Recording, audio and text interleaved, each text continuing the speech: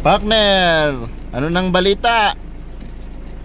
Okay, isang magandang araw po sa ating lahat, mga minamahal kong kababayan. As of today, 1 o'clock in the afternoon, kasalukuyan nandito po tayo ngayon sa Magat Dam upang sa ganoy patuloy nating inaantabayanan yung patuloy na pagbuga o patuloy sitwasyon ng Magat Dam upang makapagbigay tayo ng abiso sa ating lahat ng mga kababayan na patuloy na aapektuhan ng pagbaha. Kaya mga kababayan, ito na po yung sitwasyon ng Magat Dam. Kitang-kita nyo naman na 2 gate po yung ino-open ng Magat Dam. Kasi ngayon pa lang po ay patuloy pa rin yung pag-ulan dito sa atin.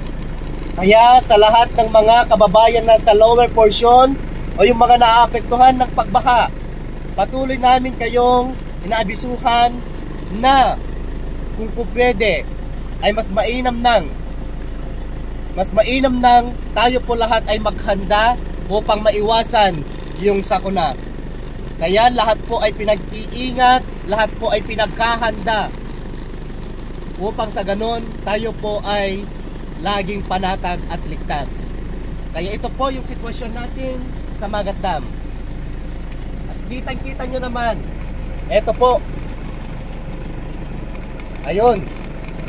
Kung nakikita nyo yung mga kababayan natin sa baba, ayan,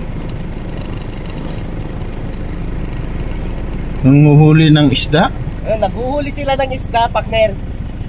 Kasi maraming isda dito sa baba ngayon. Ay, ganun. Sa taas meron din. Sa taas, mas marami sa taas kasi nandoon yung maraming fish cage natin. Okay. Ay mga nasirang fish cage, yung mga isda nakawala doon sa taas, pumunta na sila dito sa baba. Kaya marami na rin nag-aantay sa baba. So, uwi ka ng Arot, partner. So, uuwi na tayo. Oh, sige. Ayan po yung Mag-ingat latest ka, update. partner. Latest news. Ingat po kayo. Oh, mag-ingat ka. Inyong lingkod. Sige. Asyong, binabalik sa iyo, Mang Sinto. Okay, ingat ka sa pag-uwi. Ingat po lahat. Oo. Bye-bye. Sige po. Mag-ingat ka, Kaasyong.